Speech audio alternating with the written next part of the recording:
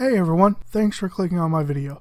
This is Rocky here with my top moments from episode 16 of Agents of S.H.I.E.L.D. Before getting into that though, I just want to remind you that Daredevil will be dropping on Netflix on April 10th, so we will have some additional Marvel on TVs. Just want to remind you guys of that. Time to go ahead and just jump into those top moments from episode 16 of Agents of S.H.I.E.L.D.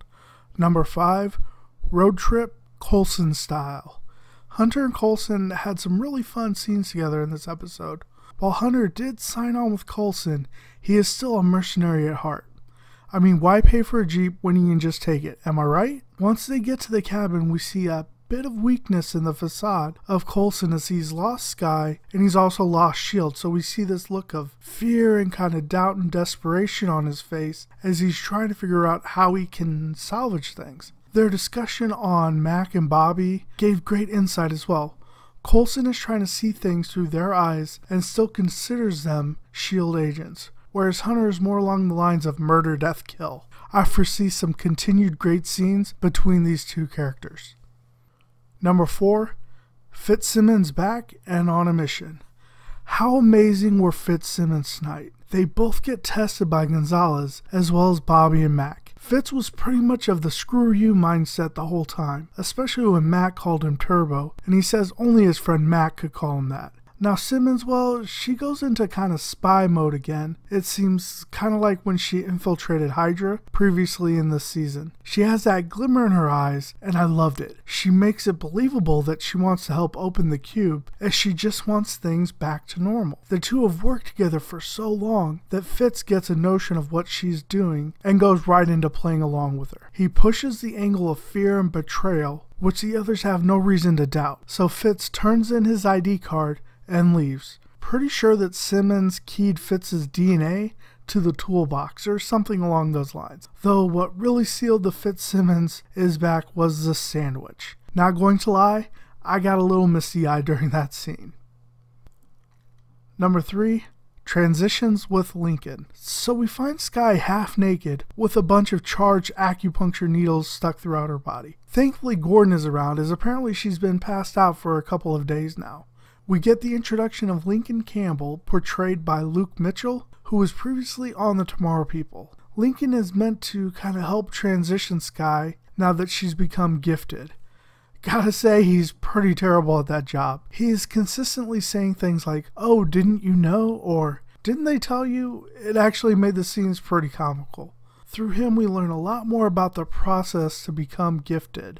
Seems first those of the right lineage, or bloodline, are brought to this place called Afterlife. Then they are evaluated, and if chosen, they go through the pterogenesis process. Apparently this only happens like once every few years. Now Skye, she states, has skipped the line, as not only has she gone through the process without any of that initial training or anything like that, but she did so with a diviner in a Kree temple, and that has not happened for, thousands of years. The way this was worded has me wondering if this group might actually be cultivating their own pterogen crystals, as it seems like using the diviner was kind of odd as well. Lincoln does his best to try and impress the idea of family and safety, but Skye already has a family, Coulson and Shield.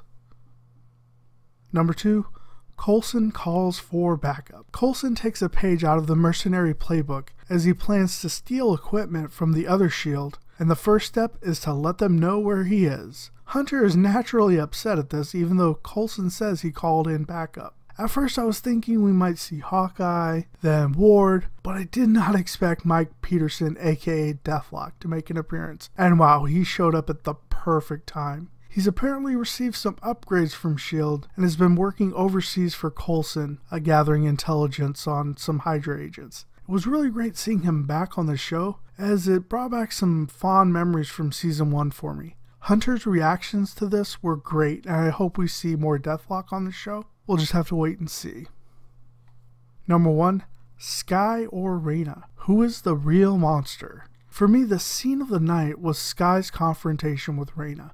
Lincoln lets slip that Reena is near, and everything begins to quake. Then we finally get to see the two face off, and it was handled brilliantly. You have Reena still jealous of Skye, trying to push Skye into killing her, which Skye is fully willing to do, and then you have Lincoln there trying to get her to stop, as Reena and Skye are part of the same group and need to protect each other. Skye is pretty much moments away from either tearing Reena apart or possibly exploding her heart. Then we see Jiaying. Yes, Skye's mother is alive, though she's a bit scarred up. She points out how quick Skye is in calling someone a murderer when she's about to do the same herself. Based on the look Reena gave, I get the feeling she's going to try and get everyone to kind of hate Skye and push her away. Remember, Reena is a master at manipulation. Okay, so my final thoughts on the episode. I was overall really happy with what they put together. Not only did we get some great Fitzsimmons moments, but we get to see Deathlock and Skye's mother both back. I'm still not sure which appearance I love the best, as they were both amazing. There was some advancement on the real S.H.I.E.L.D. story arc, as May is offered a seat on the council. All around, it was a very solid episode. Next week looks like they're going to continue on with the excitement as Skye trains, and we finally learn the truth about the cavalry. Alright guys, so those are my thoughts on the episode. Go ahead and put down in the comments below what your favorite moment of the episode was. And if you have any questions about any of the characters or anything brought up in the episode, go and put those down in the comments below as well. Be more than happy to go over that information with you. If you've enjoyed the video, I'd ask you to go ahead and pound that like button. And go and subscribe to my channel, that way you can receive alerts when I post my next Agents of S.H.I.E.L.D. video, as well as the other Marvel and DC videos I'm doing at this time. And if you have gone ahead and subscribed already, thank you so much. I sincerely appreciate you coming on board and hope you're enjoying the videos. Alright guys, all that being said, I hope everyone has a great rest of your day now. Bye.